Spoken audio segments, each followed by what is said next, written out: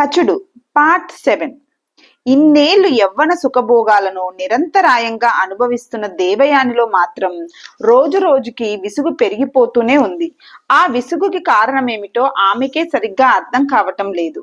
ఈ 1000 ఏళ్లలో మహారాజు గారు మళ్ళీ యజ్ఞాల మాట తలపెట్టలేదు. అందువల్ల ఆమె సుఖాలకు విఘ్నమే లేదు. ఈ 1000 ఏళ్లలో తనకు వార్ధక్యం వచ్చేసే ఉండాలి, అలా రాలేదు. తన తండ్రి అలాంటి వరమేది తనకి ఇచ్చి ఉండలేదు. మరి ఇది ఇలా ఎందుకు జరుగుతోంది? ఇది రాజుగారి యోగశక్తి మహిమ? ఎన్నిసార్లు అడిగినా ఆయన సమాధానం చెప్పడు. తన పిల్లలు, మనుమలు మొదలైన వాళ్ళందరిలోనూ వయో వికాస క్రమం కనిపిస్తూనే ఉంది. ఆఖరికి రాజుగారి ప్రియపత్ని శర్మిష్టలో కూడా వార్ధక్యం స్పష్టంగా కనిపిస్తోంది. తనలో మాత్రం వార్ధక్య స్పర్శే లేదు. ఇది ఒక పక్క సంతోషంగా ఉంది, మరో పక్క ఏదో తెలియని బాధగా కూడా ఉంది. రాజుగారు శర్మిష్ఠ అంతఃపురానికి ఇంచుమించు పోవటమే లేదు. అది దేవయానికి గొప్ప ఊరట. కానీ ఆ శర్మిష్ఠ ముఖంలో ముడతలతో పాటు కాంతి పెరిగిపోతోంది. ఏదో బ్రహ్మ వర్చస్సులాగా అనిపిస్తోంది. ఆమె ఈ మధ్య తరచుగా వ్రతాలు, దేవోత్సవాలు, తీర్థయాత్రలు, ఆ సందర్భంగా సంతర్పణలు వగైరాలు విరివిగా చేస్తోంది.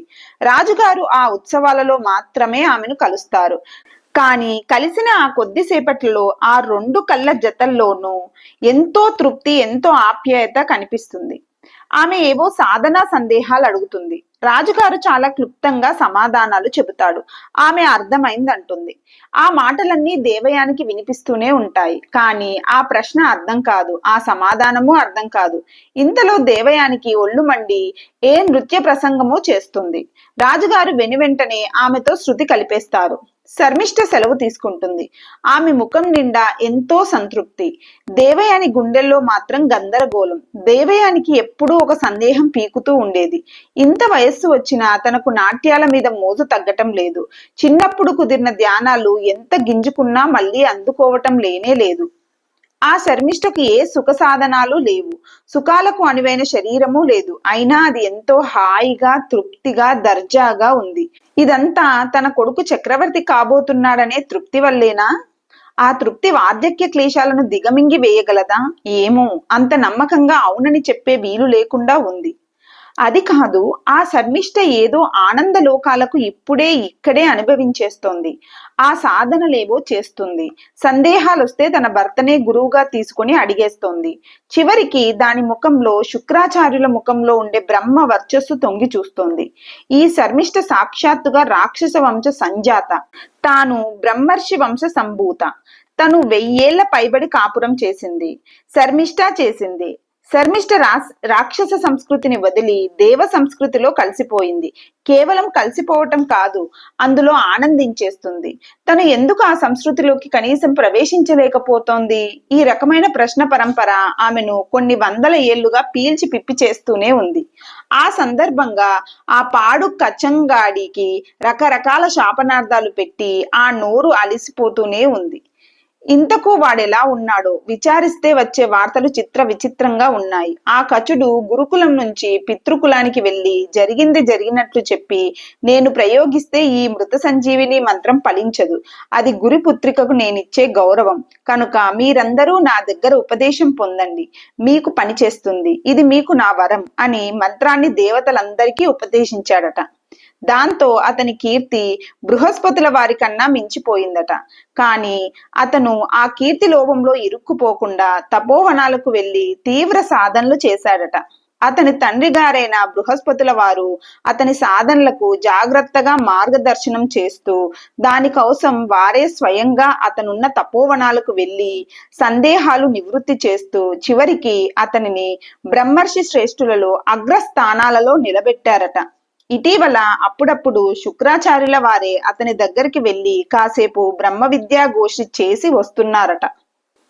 రాక్షసులకు గురువుగా ఉన్న తన తండ్రికి ఆ రాక్షస సంస్కృతి పట్టలేదు. రాక్షస రాజపుత్రికి ఆ సంస్కృతి పట్టలేదు. మరి తనకు అది ఇంత తీవ్రంగా ఎలా పట్టింది అనుకుంటూ ఎప్పటిలాగానే ఆమె మనస్సులో కచుని నిందించింది. కానీ ఎందుకో ఆనాడు ఆమె మనసులోని మరో భాగం నిబ్బరంగా ముందుకు వచ్చి ఆ వాక్యాన్ని మధ్యలోనే విరిచేసి ఒక కొత్త ప్రశ్నను లేవదీసింది. రాక్షస సంస్కృతి నీలో నిండుగా దాగి ఉండబట్టే ఆ శాపం నీ మీద పనిచేయగలిగిందేమో అని. మనసులోని మొదటి భాగం కాదని గర్జించాలని ఆరాటపడింది, కానీ దానికి శక్తి చాలలేదు. కొంతసేపు ఆగి మనసులోని రెండవ భాగం మరో ప్రశ్నను ప్రవేశపెట్టింది. ఆ శాపం నీ నాడులలోని రాక్షస సంస్కృతిని నీ నెత్తిమీదికి తీసుకురాగల ప్రమాదాన్ని ముందుగా సూచించిందే తప్ప అంతకు మించిన కర్తృత్వం దానికి లేదేమో అని. ఈ మాట విని మనస్సులోని మొదటి భాగం వలవలా ఏడ్చింది.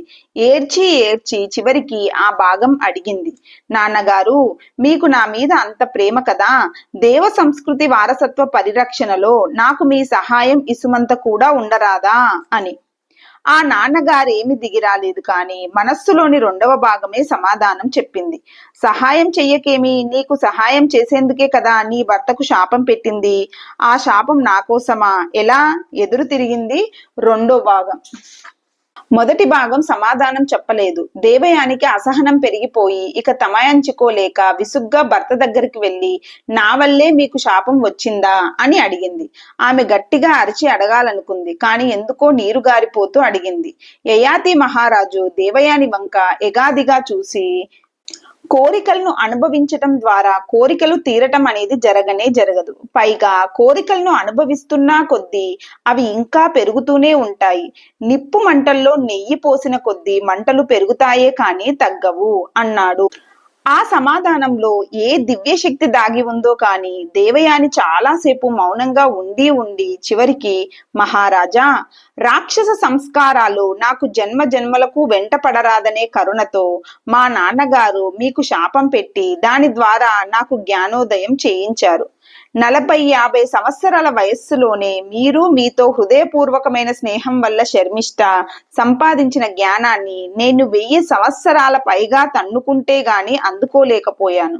శుక్రాచార్యుల వంటి తండ్రి, తమ వంటి భర్త ఉన్నా నాకే 1000 ఏళ్లు పడితే ఇక సామాన్య యువతీ యువకులకు ఈ రాక్షస సంస్కృతిలోంచి బయటపడటానికి ఎన్ని జన్మలు పడతాయో కదా. ఇప్పటికే నా వల్ల చాలా ఆలస్యం జరిగిపోయింది. దయతో పురుకుమారుడికి అతని యవ్వనాన్ని వెంటనే తిరిగి ఇచ్చేయండి. మనం తపోవనాలకు వెళ్ళిపోదాం అంది దృఢమైన కంఠస్వరంతో.